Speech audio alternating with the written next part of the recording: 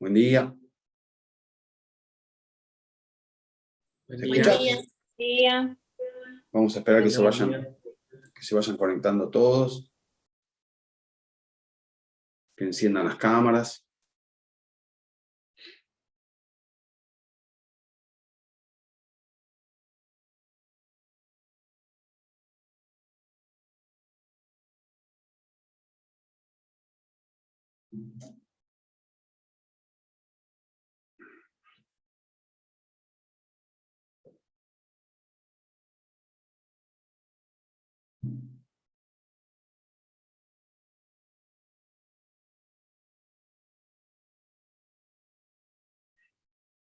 Falta Agustina. Agustina, Bonoris. Ahí está.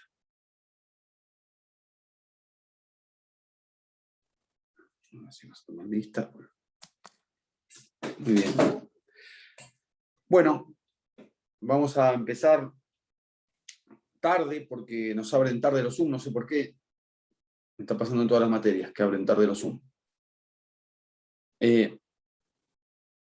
Vamos a empezar la segunda parte de nuestra materia. Ustedes ya han tenido clases la semana pasada. Vamos a empezar a ver y empezar a analizar un tema muy importante, un tema lindo, un tema bastante entretenido y que requiere mucho código, ¿sí? Es un tema que vamos a leer muchos artículos y vamos a seguir viendo, muchos artículos que tenemos que ir analizando uno por uno. Me refiero a la cuestión vinculada a las medidas cautelares, ¿sí? Vamos a ver la gorilla vinculada a las medidas cautelares. Un tema muy importante, un tema que se va a utilizar o que va a ser de utilidad en todo tipo de procedimiento, en todo tipo de procesos. Y entonces vamos a empezar viendo cómo definirían ustedes una medida cautelar, o un proceso cautelar, o un procedimiento cautelar. ¿Qué es una cautelar? Esto ya lo vieron ustedes.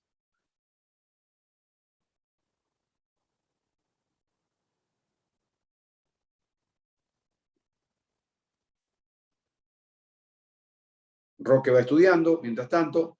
¿Qué es una medida cautelar? Yo estoy, mira, estaba apelando a la definición de este, sin saber que íbamos a ver este tema, un libro de medidas cautelares de Serantes Peña. ¿De quién? Serantes Peña y Jorge Palma. Bueno, ¿qué es una medida cautelar? Son medidas tendientes, bueno, no voy a decir que... Claro, medidas son medidas, Bueno, empezamos con un problema. Claro, serían como todas aquellas actuaciones o actos que tienden a garantizar que se cumpla el derecho que se pretende en el proceso, ¿no? Que por el paso del tiempo puede verse perjudicado. A ver, primero hay un debate en la doctrina si vamos a denominarlo proceso cautelar o procedimiento cautelar, ¿sí? Proceso cautelar o procedimiento cautelar. La mayoría de la doctrina se inclina por denominarlo procedimiento cautelar, porque el proceso, una de las características fundamentales que tiene es la bilateralidad, y una de las características fundamentales de las medidas cautelares es que se decretan inaudita parte, ¿sí? Más allá de que hay una bilateralidad en las medidas cautelares, pero esa bilateralidad está postergada, ¿sí? Está postergada, no es que no hay bilateralidad, sino que está postergada. La mayoría de la doctrina entiende que estamos o debemos denominar procedimiento cautelar. Procedimiento cautelar. ¿Qué es ese procedimiento cautelar? Es aquel que sirve para garantizar el buen fin de otro proceso. ¿Sí? Es el que sirve para garantizar el buen fin de otro proceso. Está buena esta definición de Carneluti porque distingue o diferencia perfectamente el proceso principal del procedimiento cautelar, ¿sí? Hace la distinción. También una parte de la doctrina que se asemeja a lo que dijo Ayelén indica que el procedimiento cautelar es aquel que tiende a impedir que el derecho cuyo reconocimiento o actuación se pretende obtener pierda su efectividad o eficacia. Por ejemplo, si la obligación es de dar suma de dinero, lo que tratan de prever o de impedir el procedimiento cautelar es que se produzca la insolvencia del deudor. ¿Sí? Si es de dar cantidad de cosas o de una cosa específicamente, que desaparezca o pueda perecer la cosa. ¿Sí? Eso es lo que va a buscar la medida cautelar. Entonces, ambos coinciden en que el procedimiento cautelar está en función de garantizar el objetivo de otro proceso. ¿Sí? Esta es la coincidencia en respecto de las medidas cautelares. Muy bien, ¿cuáles son los... Primero vamos a ver la clasificación de las medidas cautelares. ¿Cómo podemos clasificar las medidas cautelares? Las podemos caracterizar... Primero, un concepto, una cuestión semántica importante, porque el programa nos pide que hagamos alguna aclaración respecto de algunos conceptos. Van a ver ustedes que el código utiliza indistintamente el concepto de medidas cautelares o medidas precautorias. ¿Sí? Lo utiliza indistinto, o sea, lo utiliza en distintos lugares de manera distinta, y lo que queremos ver o analizar es si significan cosas distintas. ¿Sí? Vamos a leer el artículo 6, inciso cuarto, por favor. Artículo 6, inciso cuarto, habla de la competencia. Vamos a leer el 6, inciso cuarto.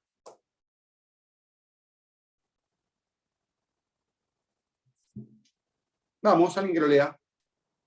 Lo leo, profe. Sí, sí. Dice, artículo 6, inciso 4, en las medidas preliminares y precautorias, el que deba conocer en el proceso principal. Bueno, primero tenés que leer el encabezado, porque si no queda aislado el artículo. Artículo 6, reglas especiales. A falta de otras disposiciones, será juez competente, 4, en las medidas preliminares y precautorias, el que deba conocer en el proceso principal. Entonces, en las diligencias preliminares y en las medidas precautorias, dice, el que deba conocer en el proceso principal. Entonces acá hace referencia a medidas precautorias, no habla de cautelares. Vamos a leer el 494, Lucía.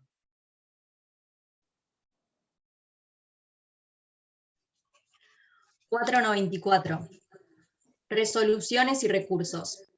El plazo para dictar sentencia será de 30 o 50 días según se tratare de tribunal unipersonal o colegiado.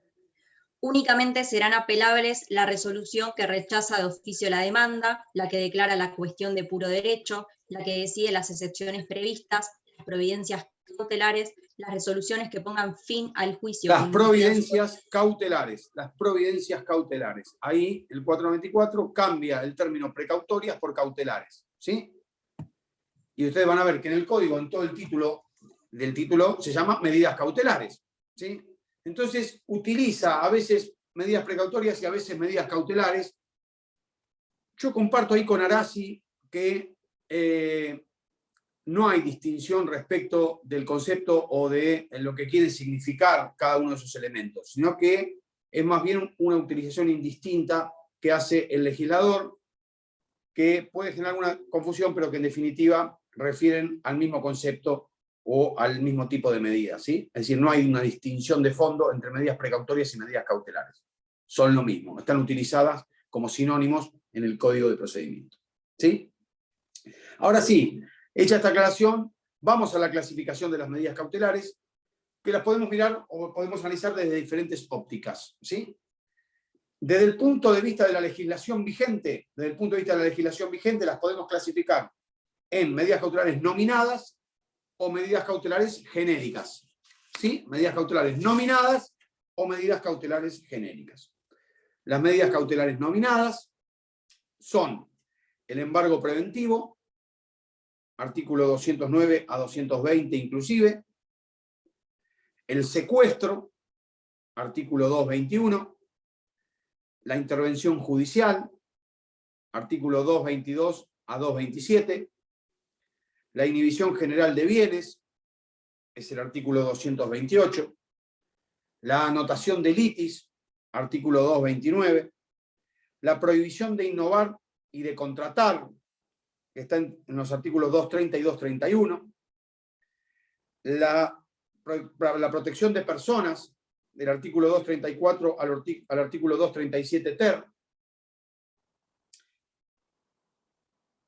Y la otra, esas son las medidas cautelares nominadas. Y las medidas cautelares genéricas son las que establece el artículo 232 de nuestro código, ¿sí? Entonces se pueden clasificar, de acuerdo a la legislación, en nominadas, que son las que les acabo de decir, o genéricas, que son las del artículo 232. Vamos a leer, por favor, el artículo 232.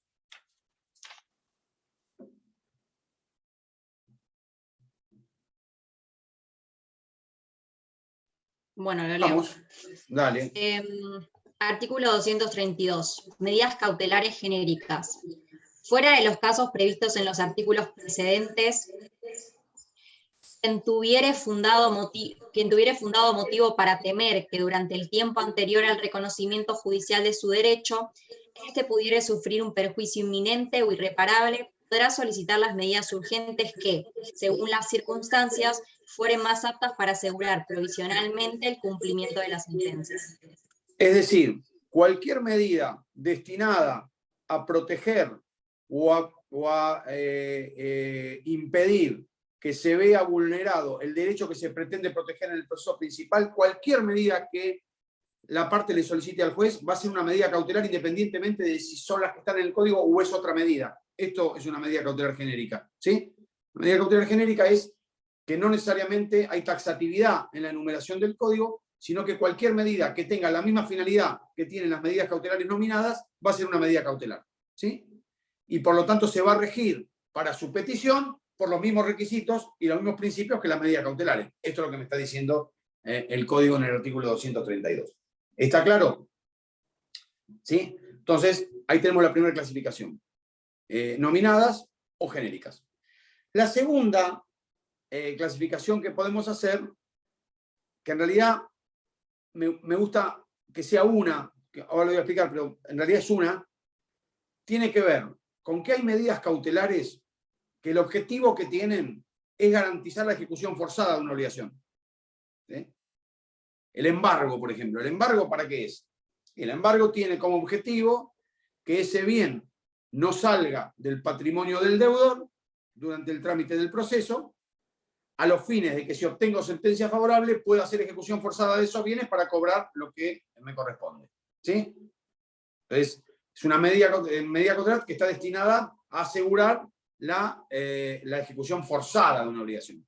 Y hay otro tipo de medidas que están destinadas a evitar daños irreparables, ¿sí? A evitar daños irreparables.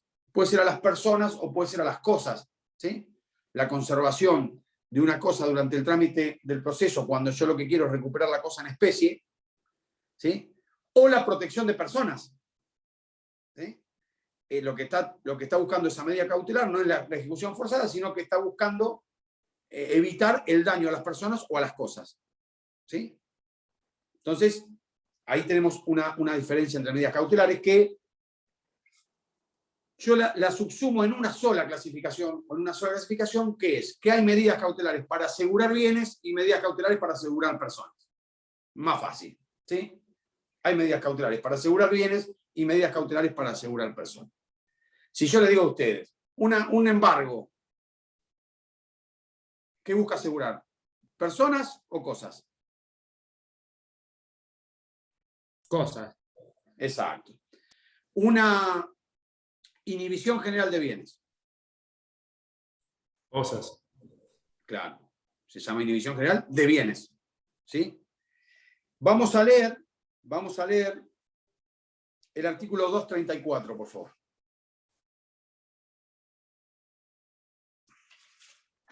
¿Lo leo? ¿Sí?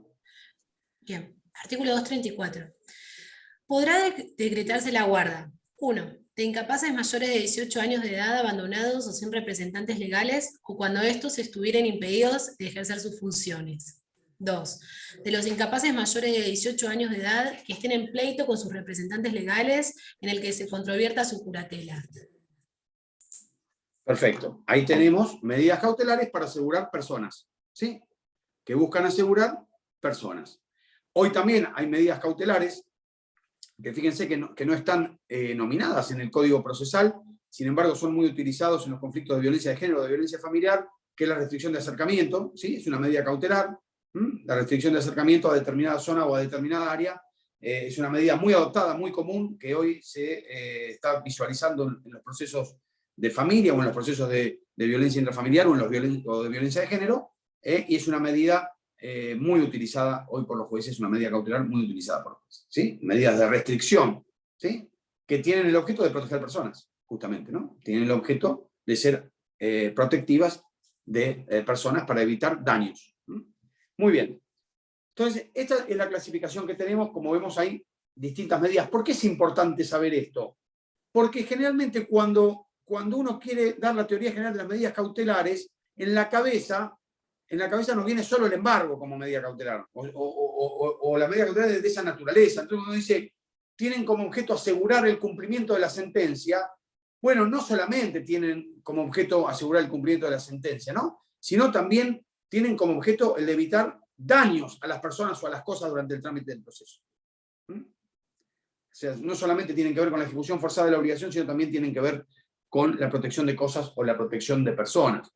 Recuerden siempre el artículo 231 del Código Civil, que es el que hace la clasificación de las cosas, ¿sí? ¿Se acuerdan que antes veíamos las cosas fungibles o no fungibles? ¿Sí? Bueno, hay veces que es necesario proteger determinadas cosas porque si no puedo obtener esa cosa en especie como medida cautelar, puede ser que se vea frustrado mi derecho, ¿sí? Si yo quiero recuperar el jarrón chino o una obra de arte, necesito proteger esa cosa, no otra. No me alcanza un embargo preventivo. ¿Para qué me sirve el embargo preventivo? ¿Se dan cuenta? Necesito proteger esa cosa, porque puede ser destruida, puede ser quemada, ¿sí? Entonces necesito protegerla. Bueno, voy a buscar una medida cautelar para proteger esa cosa en especie más allá del resultado de la obligación. Bien, vamos a pasar ahora, ¿vamos bien hasta acá? Vamos a pasar a los caracteres, ¿sí? A los caracteres, es decir, a las características típicas que tienen las medidas cautelares, las notas distintivas que tienen las medidas cautelares respecto de otros institutos del derecho. El primer carácter fundamental para entender las medidas cautelares es que son provisionales. Provisionales. El código nos dice que las medidas cautelares perduran mientras duren las condiciones que motivaron su dictado, ¿sí? Van a durar mientras duren las condiciones que motivaron su dictado. Si esas condiciones se ven modificadas, ¿sí? La medida cautelar puede ser levantada. Puede ser levantada, ¿sí? Entonces, pero la provisionalidad también tiene que ver con otro elemento, o sea, tiene un doble concepto la provisionalidad. Uno es este, que ahora lo vamos a leer, que es el artículo 202, ¿sí? Léelo, Roque, el 202. Va. Carácter provisional. Las medidas cautelares subsistirán mientras duren las circunstancias que las determinaron. Bien. En cualquier... Pará, no importa. Ahí. Ese es el concepto de provisionalidad, ¿sí? Es el concepto de provisionalidad. Duran mientras duren las condiciones o las características o las cuestiones que motivaron su dictado. Perfecto. Pero también, por la aplicación de otro derecho, de otro principio general del derecho, también son provisionales, que es aquel que dice que lo accesorio sigue la suerte de lo principal. ¿Sí? Resuelto lo principal, queda resuelto lo accesorio. Por lo tanto, cumplida la sentencia, se van a levantar las medidas cautelares, ¿sí? Porque lo accesorio sigue la suerte de lo principal. También podría haber una notita típica de esto de la provisionalidad cuando hablamos de la caducidad de las medidas cautelares, ¿sí? Porque también están sometidas a condición o plazo en algunos casos, que generalmente es cuando la medida cautelar se pide antes de interponer la demanda, ¿sí? Cuando la medida cautelar se pide antes de interponer la demanda, va a estar vinculada su duración o su vigencia, ¿sí? En función del plazo que hay para interponer la demanda. Vamos a leer el 207, por favor.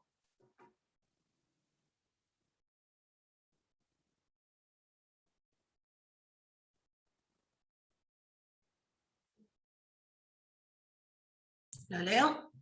Sí, por favor, cualquiera. Caducidad. Se producirá la caducidad de pleno derecho de las medidas cautelares que se hubieran ordenado y hecho efectivas antes del proceso. Si tratándose de obligación exigible no se interpusiera la demanda dentro de los 10 días siguientes al de su traba, leí re mal, las costas y los daños y perjuicios causados serán a cargo de quien hubiese obtenido la medida, y ésta no podrá proponerse nuevamente por la misma causa. No es que lees mal, ¿sabés lo que pasa? Lees para vos. Entonces lees a toda velocidad para vos. Y la idea es que compartamos la lectura. ¿Querés que lo Dale lea de de vuelta. nuevo? Sí, de vuelta. Bueno. Se producirá la caducidad de pleno derecho de las medidas cautelares que se hubieran ordenado y hecho efectivas antes del proceso. Si tratándose de obligación exigible no se interpusiere la demanda... Si tratándose de obligación exigible, no se interpusiere la demanda... dentro de los 10 días siguientes al de su traba. Las costas y los daños y perjuicios causados serán a cargo de quien hubiese obtenido la medida y ésta no podrá proponerse nuevamente por la misma causa. Bien, entonces, ahí tenemos otro carácter de provisionalidad de las medidas cautelares, ¿sí? Que es el caso de caducidad cuando se piden antes de interponer la demanda, ¿no? Entonces ahí vimos los tres elementos que pueden abarcar el concepto de provisionalidad, ¿sí? El artículo 202, el principio general de que lo accesorio sigue la suerte de lo principal, y el artículo 207 que refiere a la caducidad de las medidas precautorias. El segundo carácter que tienen las medidas cautelares es la mutabilidad, es decir, que son mutables. ¿Qué significa esto de la mutabilidad? Bueno, la mutabilidad tiene que ver con una facultad del demandado o del deudor, pero también tiene que ver con una facultad judicial, ¿sí? También tiene que ver con una facultad judicial. La mutabilidad significa que el deudor, ¿sí? Aquel que sufre la medida cautelar, puede pedir en cualquier momento la sustitución por otra que le sea menos gravosa, pero que garantice igualmente el crédito reclamado o el cumplimiento de la sentencia o las cosas que se quieren resguardar. Es decir, que puede pedir la sustitución de una medida por otra siempre y cuando la medida que esté ofreciendo o la cosa que esté ofreciendo tenga que ver, o la medida cautelar que esté ofreciendo, garantice de igual manera el cumplimiento o los derechos que está pretendiendo proteger el actor, ¿sí? Y que le sea menos gravosa. El caso típico, yo le pido una inhibición general de bienes, ¿sí? Que le impide disponer de la totalidad de sus bienes registrables, ¿sí? Le impide disponer de la totalidad de sus bienes registrables, y yo, deudor, le ofrezco un terreno en embargo, ¿sí? Que cubre el crédito y que cubre las cotas y cubre los intereses.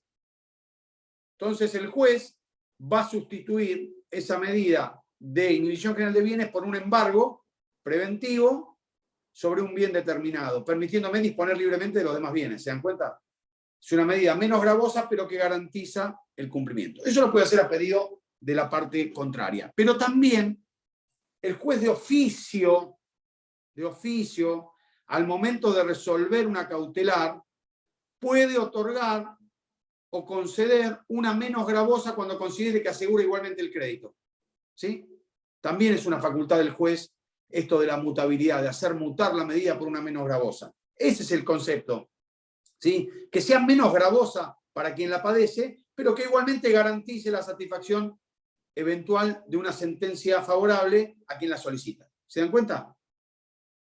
Vamos a leer los artículos 203 y 204. Voy yo si quieres. Sí, dale. Modificación. El acreedor podrá pedir la ampliación, mejora o sustitución de la medida cautelar decretada, justificando que ésta no cumple adecuadamente la función de garantía a que está destinada. Bueno, acá es el caso que al revés. Quien solicita la medida pide la mutabilidad, ¿sí? Pide la ampliación de la medida. ¿No? Tiene el embargo sobre un bien y ve que ese bien se está desvalorizando o que ese bien, por ejemplo, era una casa y se incendió, ¿sí? Entonces pide la ampliación de la medida. a otro bien, a ese más otro que satisfaga su crédito, por ejemplo, ¿no? Ahí es el caso que el actor pide la medida. Vamos al 204, por favor. Facultades del juez. El juez, para evitar perjuicios o gravámenes innecesarios al titular de los bienes, podrá disponer una medida precautoria distinta de la solicitada o limitarla, teniendo en cuenta la importancia del derecho que se intentará proteger. Está claro, ahí es facultad judicial la de mutar o modificar la medida. Y lee el 205, por favor. Perdón, profesor. Sí. Una pregunta. ¿Y en ese caso tiene que intimarlo para que denuncie si conoce otro bien o algo así? No te escuché, perdóname. Ay, bueno, estoy con el teléfono. Que para poder sustituirla, tiene que haber otra forma. No, pará. El juez no la está sustituyendo. El juez te concede otra medida. Una distinta a la que vos pediste. Está bien. Perfecto. ¿Sí? Pero en el caso, por ejemplo, de la inhibición general de bienes, tendría que tener el conocimiento de... Ahí está lo que te estoy diciendo. ¿Por qué cuando hablamos de medidas cautelares pensás solo en esa? Pensá en las demás. Supuesto. Sí, no, sí. pero pensá en las demás. Te voy a poner un ejemplo.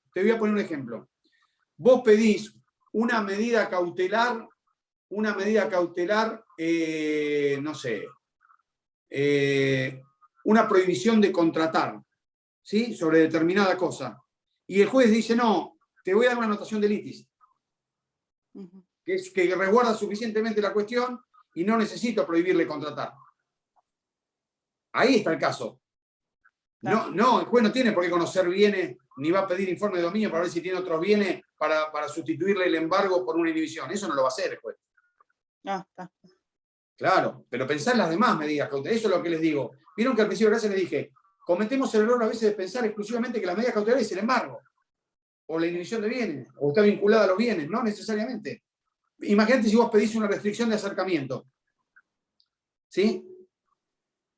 Y el juez dice, no, para mí con otra medida menos gravosa, puedo garantizar igual eso. Bueno, lo resuelve. ¿Sí? No necesariamente se refiere a eso. ¿Está claro? No va a pedir el juez informe de dominio. Olvídate, no lo va a hacer. Yo estoy escuchando un ruido, ¿puede ser? Ahí está, ahora sí. Bueno, ¿entendieron entonces lo que es? Leete 205, Roque. Peligro de pérdida o desvalorización. Si hubiere peligro de pérdida o desvalorización de los bienes afectados o si su conservación fuera gravosa o difícil a pedido de parte y previa vista al otra por un plazo breve que fijará según la urgencia del caso, el juez podrá ordenar la venta en la forma más conveniente, abreviando los trámites y habilitando días y horas hábiles. Claro, por ejemplo, yo embargué cosas perecederas. ¿Sí? Embargué cosas perecederas. Entonces el juez acá no va a hacer mutar la medida, sino lo que va a hacer es mutar la especie de la medida. ¿Sí? Va a decir, vos embargaste ganado. ¿Sí? Si yo dicto sentencia de 3 años, ese ganado o se va a devalorizar o se va a extinguir. ¿Sí? Porque va a ser más viejo o porque se va a morir. ¿Sí? Entonces lo que vamos a hacer con ese ganado es venderlo, retener el precio de venta en una cuenta del banco a la resulta del proceso. Si vos ganaste, doy la plata en vez del ganado. ¿Está claro? Esta sería la idea. Ahí hay una mutabilidad en la especie, no en la medida cautelar. ¿Está claro? ¿Se entendió? Bien. Otra de las características que ya vimos, y no necesita mucha explicación, es que son accesorias. ¿Sí? Las medidas cautelares son accesorias porque están subordinadas a un proceso principal. Y están dictadas en función de un proceso principal, como vimos en el concepto de procedimiento cautelar. ¿Sí? No hay que confundir eso, esto de que son accesorias, con cuando decimos, o cuando hablamos de la autonomía del procedimiento cautelar. La autonomía del procedimiento cautelar significa que, al igual que los incidentes, ¿sí? Que no van a paralizar el curso del principal ni van a detener su continuación, ¿sí? Ni van a impedir su continuación. A eso se refiere la autonomía. ¿Sí? Es que van a tramitar en forma separada, sea dentro del expediente o sea fuera del expediente, siempre van a tramitar en forma separada y los incidentes de medidas cautelares van a tramitar en forma separada del proceso principal. A eso se refiere cuando ustedes vean en algún texto la autonomía del procedimiento cautelar, es esto, no tiene que ver con que son accesorias, sino tiene que ver al trámite, a cómo tramitan esas medidas cautelares. ¿Se entiende? ¿Lo entendieron? Bien. La otra cuestión importante, o la otra característica importante, que algunos autores dicen son sumarias, en realidad es esto que le dijimos, que se decretan inaudita parte, ¿sí? Se decretan sin audiencia a la otra parte. Ahí es donde decimos que hay, en los procedimientos cautelares, una bilateralidad retrasada o una bilateralidad demorada, ¿sí? Porque como vamos a ver más adelante, la parte afectada por una medida la va a poder apelar. Lo que no va a poder hacer, y ahí hay bilateralidad claramente, ¿no? Lo que no va a poder hacer es durante la petición y el trámite de la medida, intervenir en la misma, ¿sí? Intervenir en la misma. Eso significa que se decretan inaudita parte, ¿sí? El juez las va a disponer, las va a conceder o las va a denegar, escuchando solo la parte que la solicita. A eso se refiere. Una vez concedida esa medida, se abren dos cuestiones, ¿sí? Una es la notificación. Hay medidas cautelares que se notifican por su propia naturaleza. Por ejemplo, un embargo de cosas muebles. En tu casa, llega a tu domicilio un oficial de justicia y dice vengo a embargar bienes, vos en ese momento te estás anoticiando de la existencia del embargo. O sea, la propia naturaleza de la diligencia hace que vos te anoticies del embargo. Hay otras medidas que vos no te noticiás de la misma por el solo hecho de su ejecución. Por ejemplo, si me inscriben una inhibición general de bienes en el registro de la propiedad, ¿sí? Yo no me entero. O si me inscriben un embargo en una propiedad, tampoco me entero por el diligenciamiento de la medida. En esos casos, dentro del tercer día, debe ser notificada por cédula esa medida, ¿sí? Debe ser notificada por cédula. ¿Desde cuándo se cuentan los 3 días? No se cuentan los 3 días desde que se ordena la inscripción de la inhibición general de bienes, sino que se cuenta desde que se inscribe la inhibición general de bienes, ¿sí? No se cuenta desde que el juez ordena el embargo de un bien registrable, sino desde que se registra el embargo se cuentan los 3 días. Porque si no sería como avisarle a la contraria de que le van a embargar un bien. Tendría tiempo de venderlo, por ejemplo, ¿sí? Antes de que se inscriba la medida. Por eso es que los días se cuentan desde la inscripción de esas medidas. ¿Está claro?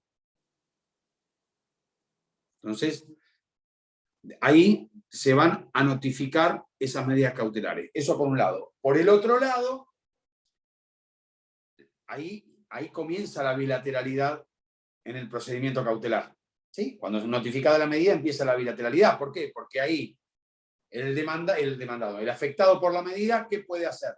Y puede pedir la mutabilidad, puede pedir la sustitución, puede pedir el levantamiento o puede apelarla a la medida, ¿sí?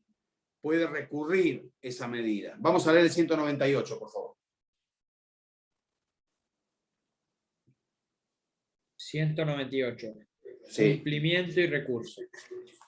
Las medidas precautorias se decretarán y cumplirán sin audiencia de la otra parte. Ningún incidente planteado por el destinatario de la medida podrá detener su cumplimiento. Si el afectado no hubiese tomado conocimiento de las medidas con motivo de su ejecución, se le notificarán personalmente o por cédula dentro de los 3 días. Quien hubiese obtenido la medida será responsable de los perjuicios que rogue la demora. La providencia que admitiere o no hiciere lugar a una medida precautoria será apelable. Si la concediese, lo será en efecto devolutivo. Bueno, ahí en el artículo 198, esto es el que abre la bilateralidad del procedimiento cautelar, claramente. Vieron que a partir de ahí ya empieza a tomar intervención el afectado de la medida. Vean una cosa importante. Si yo les pregunto a ustedes en un examen, ¿cuál es el efecto que produce la falta de notificación de la medida cautelar? Es decir, yo me olvido de notificar esa cautelar, que el código me dice que lo tengo que hacer los 3 días. ¿Sí? ¿Qué efecto produce? voy a ser responsable de los daños causados a la otra parte. Eso dice el 198. ¿Alguno más?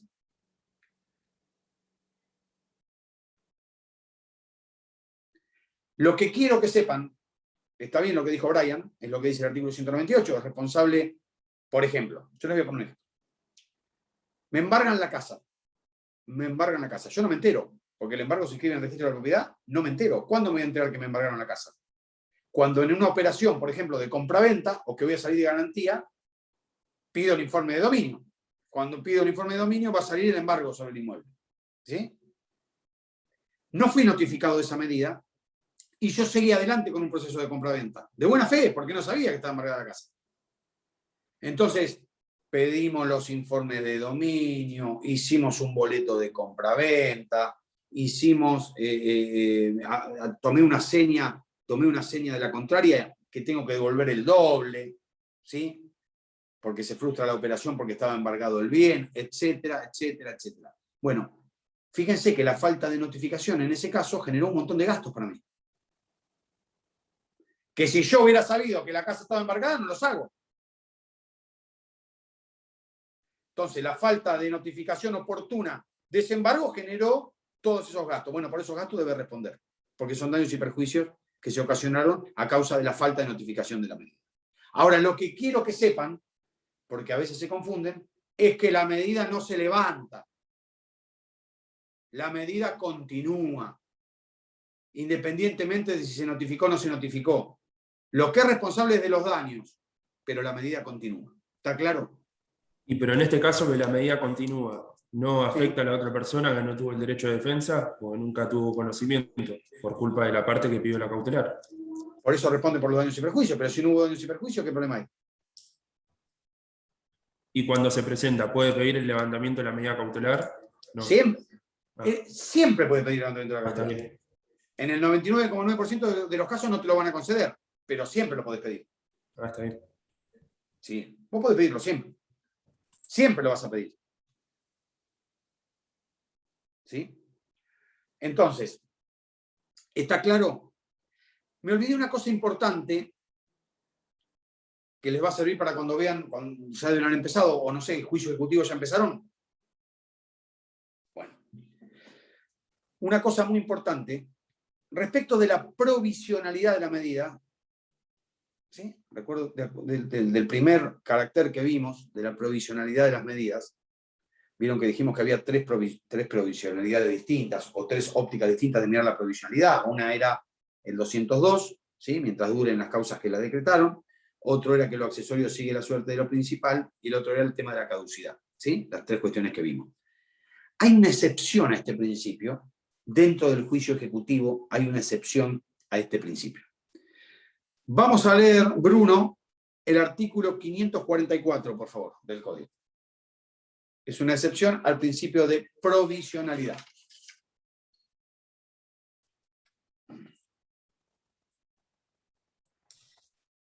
¿Se escucha ahí? Perfecto. Subsistencia del embargo.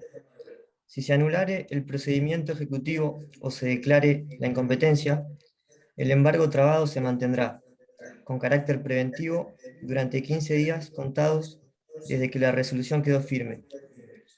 Se producirá la caducidad automática si dentro de ese plazo no se reiniciare la ejecución. Fíjense lo que me está diciendo. Si hay nulidad de la ejecución, se anula el procedimiento ejecutivo, la cautelar subsiste 15 días. ¿Sí? Fíjense que ahí lo accesorio no siguió la suerte de lo principal. Fue nulo el proceso principal, pero la cautelar subsiste. ¿Se dan cuenta? Es una excepción. ¿Por cuánto? Por 15 días. En realidad, esto está fundado en el principio de economía procesal. Porque si la ejecución estuvo mal planteada, seguramente el actor va a iniciar otro proceso o va a iniciar un ordinario de cobro de pesos y va a pedir una medida cautelar. Entonces, para efecto de evitar otra vez el trámite, por 15 días se le mantiene vigente y si interpone la demanda va a subsistir esa medida. ¿Se dan cuenta? Sin necesidad de volver a pedir. Por eso es. Pero ahí lo accesorio no siguió la suerte de lo principal. fue anulado el proceso principal, pero la cautelar subsistió. ¿Sí? Es una excepción al principio de provisionalidad de las medidas cautelares, el 544. Bueno, ¿hasta acá alguna pregunta? Bueno, ¿Eso sería bien. eso sería por la importancia y la fuerza que tiene el título ejecutivo? O sea, como que va a volver a No. iniciarse el... No, tiene que ver tiene que ver con que si en 15 días el actor vuelve a iniciar un procedimiento, porque ese fue anulado, vuelve a iniciar un procedimiento, sea o no ejecutivo, va a pedir esa medida cautelar. Entonces, a los efectos de otra vez no tener que generar todo un procedimiento, por 15 días se le mantiene vigente la medida. ¿Sí? Es para no desgastar inútilmente la jurisdicción. ¿Está claro? Bien. Pues entonces ya vimos los caracteres, los principales caracteres de las medidas cautelares. Vamos a ver ahora los presupuestos de las medidas cautelares. ¿Sí? Los presupuestos de las medidas cautelares. Que son las condiciones que deben concurrir, si los presupuestos deben darse todos juntos, para que el juez pueda resolver o acoger favorablemente una medida cautelar o una medida precautoria. El primer requisito de admisibilidad de las medidas cautelares es la verosimilitud en el derecho. O como decían en el derecho romano, el fumus bonis iuris, el humo de buen derecho. El humo de buen derecho. Esta concepción o este concepto del fumus bonis iuris aparece como preciso para describir de qué se trata, ¿no? Habla de humo de buen derecho, humo de buen derecho. Fíjense que hay una primera diferencia, o tenemos que hacer una primera diferencia,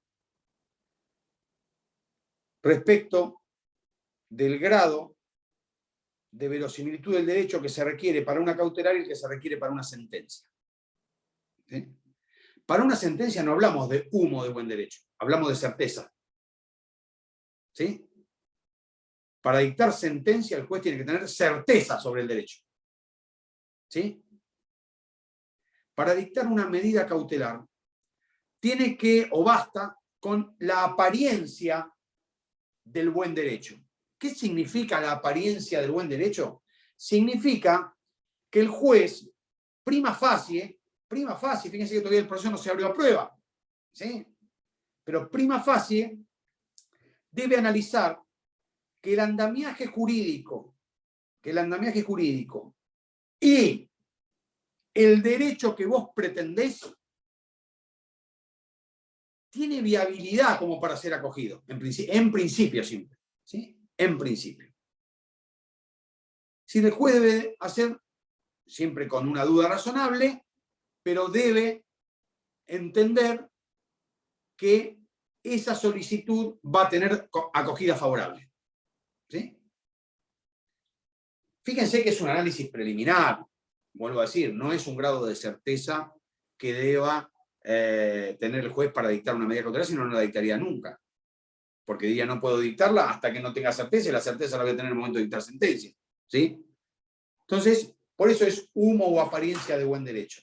Ese es el grado de verosimilitud que se requiere para el dictado de una sentencia. No hay una regla que yo diga, ¿cuándo hay verosimilitud? Y no, hay que analizar el caso concreto. ¿Sí?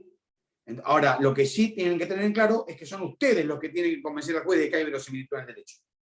¿Sí? Ustedes tienen que convencer al juez que hay verosimilitud en el derecho. El segundo carácter de admisibilidad es el peligro en la demora. El peligro en la demora. ¿Qué significa el peligro en la demora?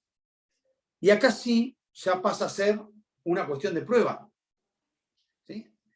El que debe probar que hay peligro en la demora es quien solicita la medida. ¿Y qué significa el peligro en la demora? Significa demostrarle al juez que en el caso de no decretarse la medida, en el momento que la estoy pidiendo, ¿sí? En el momento que la estoy pidiendo, pueden producirse daños graves o irreparables que van a tornar ilusorio el dictado de la sentencia definitiva. Es decir, que ni siquiera con el dictado de la sentencia definitiva voy a poder reparar el daño que se va a consumar si no dicto la medida cautelar en el momento oportuno.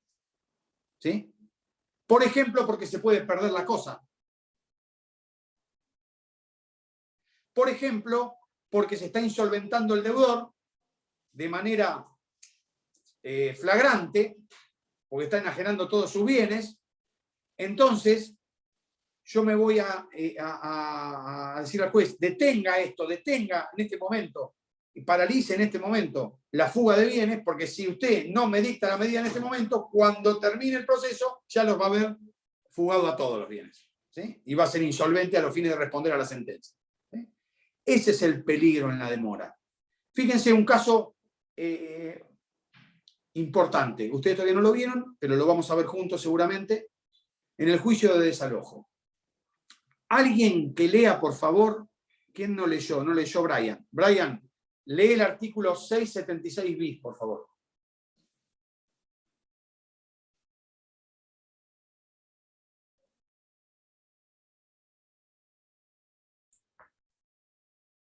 Entrega del inmueble al accionante.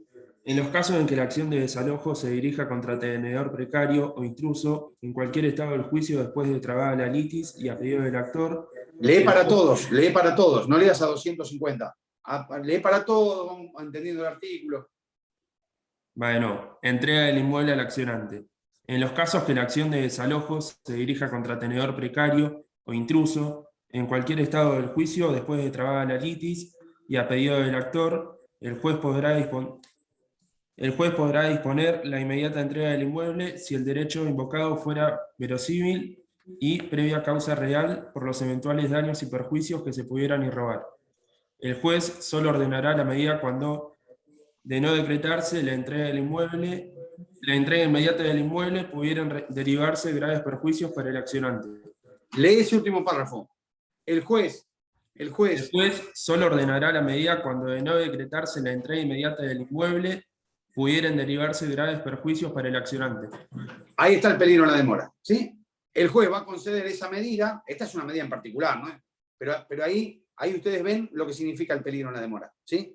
Dice, el juez concederá esta medida cuando considere que de no decretarla se van a producir perjuicios irreparables. ¿Se dan cuenta? Ese es el peligro en la demora, ¿sí? Tiene que ver con la oportunidad en que se va a dictar la medida. Tiene que ver con el momento oportuno de dictar la medida, porque si no, tornaría ilusorio los derechos que se pretenden proteger. Ahora, este peligro en la demora debe ser probado, no con las pruebas del proceso principal, sino en el procedimiento cautelar, ¿sí? En el procedimiento cautelar. Y eso es una carga que tiene quien solicita la medida. Quien solicite la medida cautelar debe probar el peligro en la demora. ¿Está claro? Y yo demandado, yo afectado por la medida, cuando apelo la medida, ¿qué voy a tratar de demostrar? Que la medida decretada causa más perjuicio que si no se hubiera decretado. Exactamente lo contrario que trato de demostrar. ¿Se dan cuenta? ¿Sí? Causa un perjuicio innecesario que es más gravoso que lo que causaría hasta el dictado de una sentencia. Eso sería lo que vos tratarías de probar al revés. ¿Pero entendieron lo que significa el peligro en la demora? ¿Lo comprendieron? Es el segundo. Bueno, tanto la verosimilitud del derecho como el peligro en la demora, ¿sí?, son requisitos o presupuestos de admisibilidad de la medida, ¿sí? Ambas cuestiones las debe probar el juez para admitir la medida. Debe tenerlas por probadas para admitir la medida. Ahora, el tercer presupuesto, que es la contracautela o la caución, no es un presupuesto de admisibilidad, sino de ejecución de la medida, ¿sí?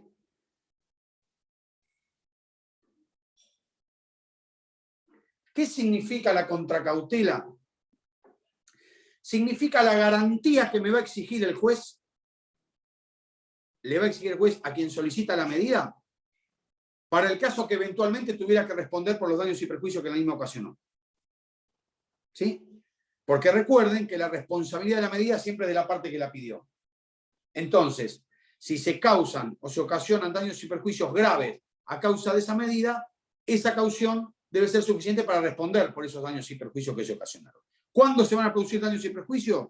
En dos momentos pueden producirse. O cuando no se notificó la medida y generó daños y perjuicios, como vimos con Brian hace un rato, o cuando la sentencia definitiva le es desfavorable a quien pidió la medida y por lo tanto esa medida fue dictada injustamente o sin razón y por lo tanto debe responder por los daños que ocasionó la misma. ¿Sí?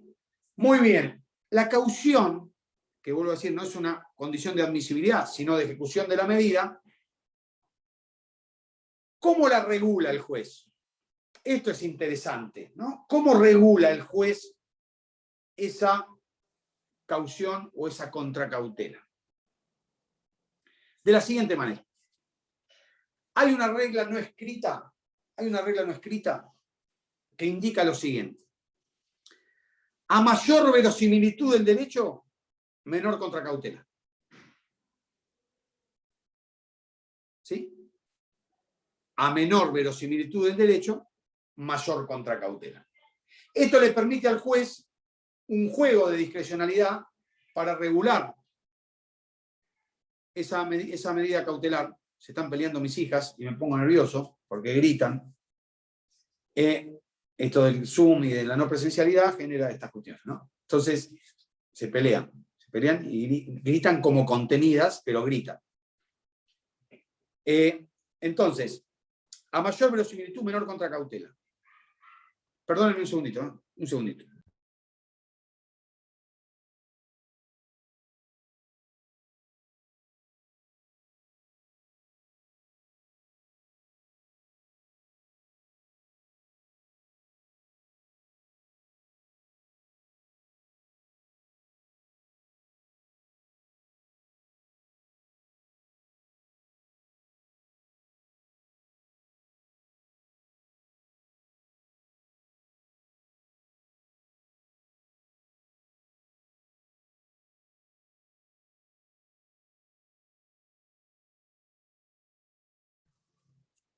Listo, paramos los gritos. Cesaron los gritos, metí una cautelar. De no innovar. Basta de gritar. Basta de gritar. Entonces, estábamos con la caución. Regula el juez a mayor verosimilitud, menor contracautela. ¿Sí? A mayor verosimilitud, menor contracautela. ¿Qué significa esto? Significa que el código le da tres posibilidades. Tres posibilidades. La más leve es la caución juratoria. ¿Sí? La caución juratoria. ¿Qué significa la caución juratoria? Significa que voy a firmar en el expediente, voy a firmar, es el beneficiario de la medida, ¿no? El que obtuvo la medida cautelar, va a firmar en el expediente que jura responder por los eventuales daños que ocasione. ¿Sí? Medida casi formal, que previamente, por ejemplo, si me dieron un embargo con caución juratoria, yo firmo y una vez recién que firmé, el juez va a ordenar la inscripción de la medida que ya está decretada. ¿Está claro? Por eso es una condición de ejecución, les dije, y no de admisibilidad. Luego tenemos una caución personal. Personal. Una caución personal es como una garantía en un contrato de locación, ¿sí? Alguien que responda junto a mí por los eventuales daños que pueda ocasionar la medida. ¿Sí? Un garante. Muchas veces es el abogado mismo. ¿Sí? El código va a decir de persona reconocidamente abonada. Bueno, no se sabe muy bien qué quiere decir reconocidamente abonada, pero en definitiva es solidariamente responsable por los daños y perjuicios que ocasione la medida dictada en ese proceso. Y la más gravosa de todas es la caución real. ¿Sí? Donde el juez me va a pedir o que deposite un monto de dinero o que dé un bien embargo para responder por los daños y perjuicios que se puedan ocasionar. ¿Vieron cuando ustedes ven en los procesos penales la fianza que te conceden la libertad provisional Le dice, previamente tenés que depositar 10 millones de pesos, 100 millones de pesos, depende la causa, ¿no? Pero, bueno, eso sería una caución real, ¿sí? Una caución real, la tenés que poner en el banco, o tenés que dar un bien a embargo, o tenés que entregar algo por el valor que el juez determine para garantizar el cumplimiento de la medida. ¿Está claro? Entonces, esas son las 3 medidas, y el juez la va a ir graduando. Si yo les pregunto a ustedes, ¿cuándo hay máxima verosimilitud del derecho? Ustedes son jueces. ¿Cuándo tienen máxima verosimilitud del derecho?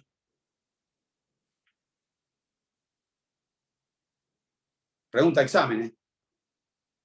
Lógica pura. Cuando mejor tengo probado lo que estoy reclamando. ¿Y cuándo es eso? Cuando esté instrumentado el instrumento público, ¿no? No. No. Chicos, hay máxima verosimilitud del derecho cuando tengo una sentencia favorable.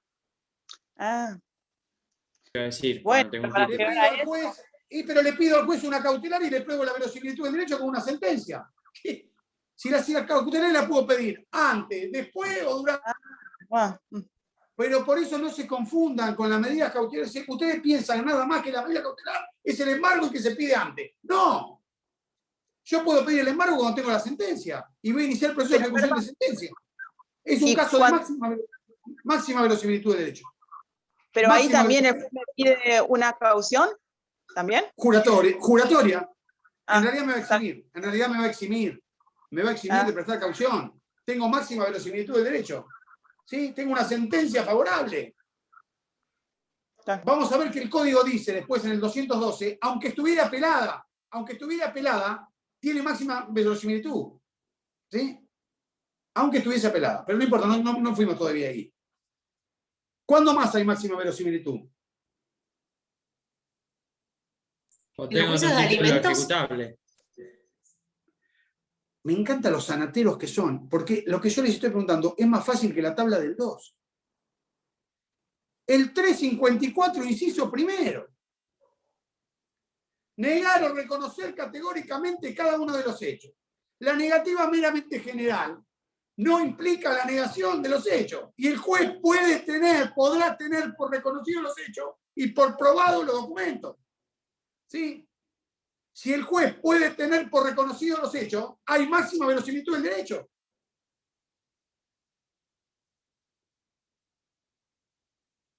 ¿O no? Ya lo vimos esto. Por eso me enojo. Porque ustedes solos se tienen que dar cuenta. Si yo le pido al juez, le digo, señor juez, vengo a pedir un embargo preventivo, ¿y cuál es la verosimilitud del derecho? Que el demandado no contestó la demanda. ¿Me la va a dar o no me lo va a dar la medida cautelar? Inmediatamente me la va a dar. sí. Lo que ¿Cuando hay pasa es que uno... rebeldía? ¿Eh? Bueno, si hay rebeldía, también puedo pedir. Y el otro caso es el artículo 63 de máxima verosimilitud. ¿Cómo puedo pedir si hay rebeldía? Bueno, me Ya da miedo preguntar. lo viste 100 veces, rebeldía. Lee el artículo 63, por favor. Es uno de los principales efectos de la rebeldía. Uno es la constitución de domicilio y el otro es el artículo 63. ¿Qué dice? Desde el momento en que un litigante haya sido declarado en rebeldía, podrán decretarse, si la otra parte lo pidiere, las medidas precautorias necesarias para asegurar el objeto del juicio o el pago de las costas si el rebelde fuera el actor. Y vos me preguntás si en la rebeldía no camina. Me dice, Bueno, lo hice a modo de podrán interrogatorio. decretarse las medidas cautelares. Esos son los tres casos de máxima verosimilitud. Sentencia definitiva, aunque estuviese recurrida. El 354, inciso primero, y el 63.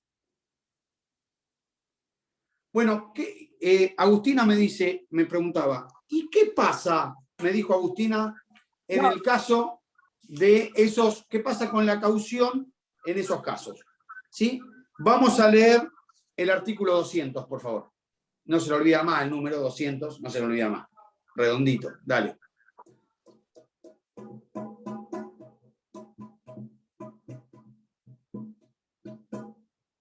Vamos.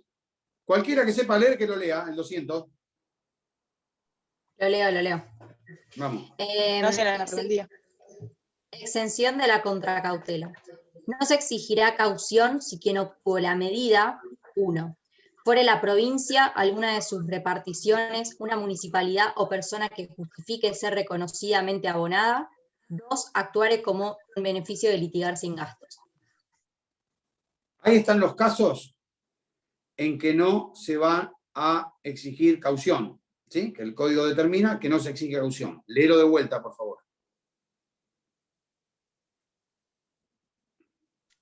Voy. Excepción de la contracautela.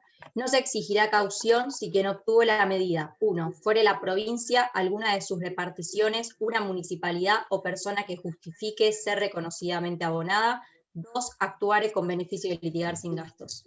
Muy bien. Entonces, Agustina, en el caso de la sentencia favorable, ¿qué caución le fijás? Yo le fijo una Juratorio. caución juratoria. Y lógico. Máxima verosimilitud, menor contracautela. ¿Sí? Leamos ahora. ¿Vieron estos 3 casos que yo le dije de máxima verosimilitud? No los inventé yo. Vamos a leer el artículo 212, que lo vamos a volver a ver cuando veamos embargo preventivo. El 212. En voz alta.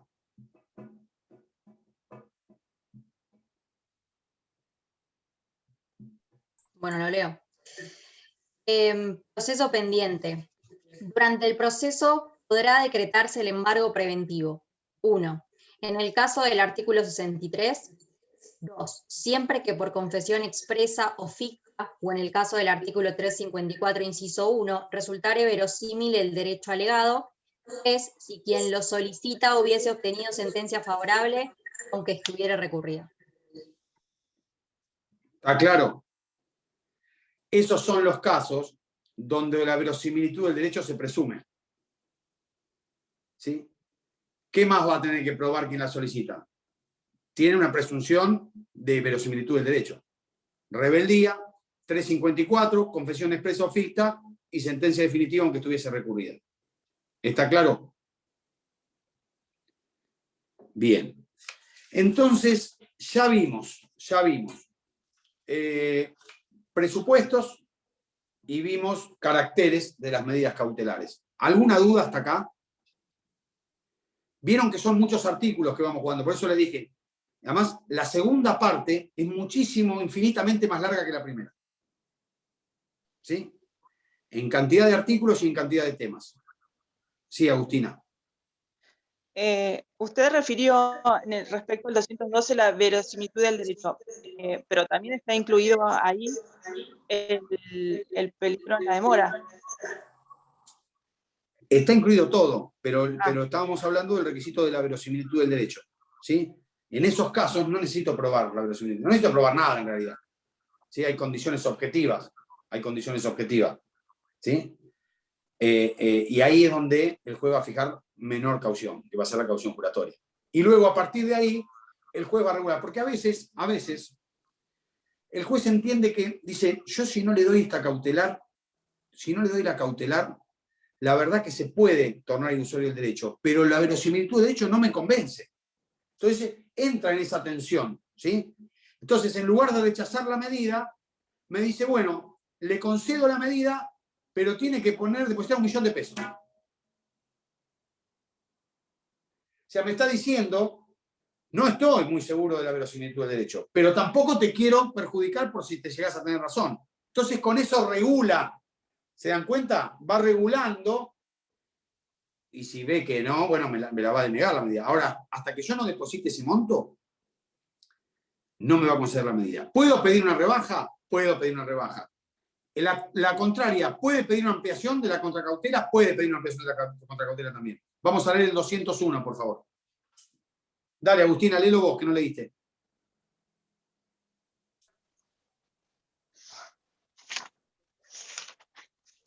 Mejora de la contracautela. En cualquier estado del proceso, la parte contra que se hubiera hecho efectiva una medida cautelar podrá pedir que se mejore la caución, probando sumariamente que es insuficiente. El juez resolverá previo traslado a la otra parte. Es decir, que la contraria puede pedir una mejora en la contracautela cuando considere que es insuficiente o que fue concedida graduando de manera insuficiente la caución, y que en el caso que cause perjuicio no va a alcanzar esa caución para responder por lo mismo, ¿sí? Y fíjense que la particularidad que tiene es que ahí se sustancia, ya hay bilateralidad directa. ¿Se dan cuenta? Ahí ya estamos en una etapa de bilateralidad. ¿Por qué? Porque si pidió la mejora de la contracautela es porque tomó conocimiento de la medida. Y si tomó conocimiento de la medida, ya hay bilateralidad. ¿Se dan Y ahí cuenta? entonces, hasta ese momento no hubo ninguna traba, Sí, ya está trabada la medida. aunque no haya puesto la... Pero o ¿cómo sea, no va a estar trabada si te estoy diciendo que la notificó ya? por eso, no entiendo algo entonces. A ver. Yo pido la medida y el Sí. juez me dice, bueno, no estoy tan seguro, pon 1.000.000 de pesos. Sí. ¿No? Y ahí yo ya puse el 1.000.000 de pesos y ahí es cuando el otro dice, no, que ponga más porque... No. Puse el 1.000.000 de pesos, me dio la medida, Sí, la anoté, me concedió la medida, la anoté la notifico. medida en el registro, notifico a la otra parte y la otra parte dice, pero ¿cómo usted le va a dar un embargo con 1.000.000 de pesos con la floja verosimilitud del derecho que tiene? O levante la medida o aumente la caución. Perfecto, ahí entendí, claro. ¿Está claro?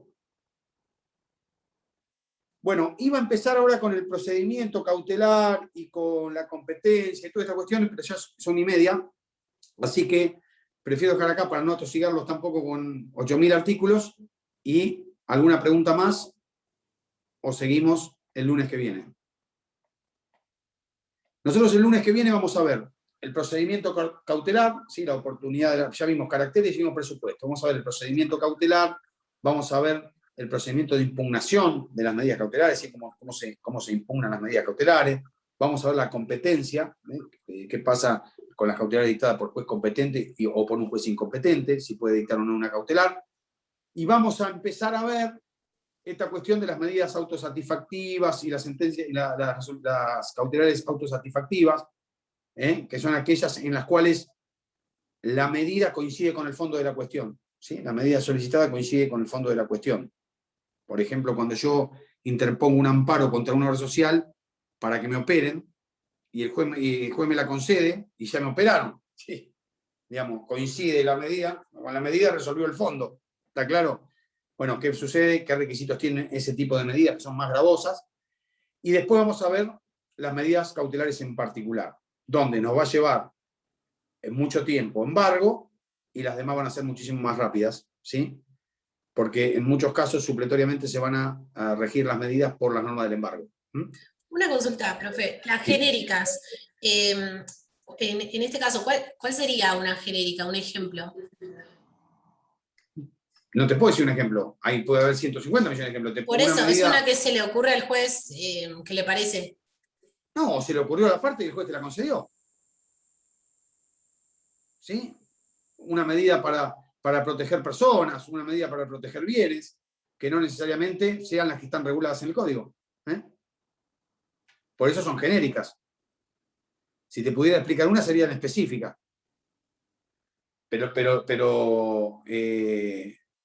lo que está diciendo el código ahí que no son número cláusulas, medidas cautelares. Eso está diciendo. ¿Alguna otra pregunta? ¿Se acuerdan cuando vieron diligencias preliminares? Que también el código numeraba un montón y decía lo mismo, que no obstante el juez puede considerar como medida preliminar otra que no esté prevista siempre y cuando el contexto y las características sean iguales. Esto es lo mismo. ¿Sí?